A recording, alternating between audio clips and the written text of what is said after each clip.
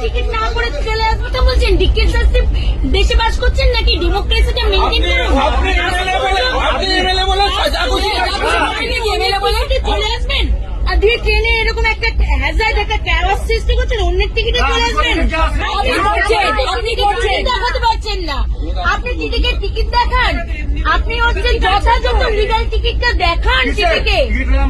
তো দেখান না আপনার সাথে একটু সাহায্য কার টিকিট নেই কেন নিয়ে এসেছেন ওনার টিকিট নেই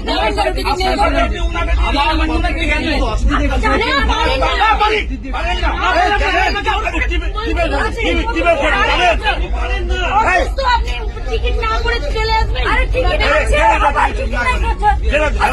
সেটা হচ্ছে যে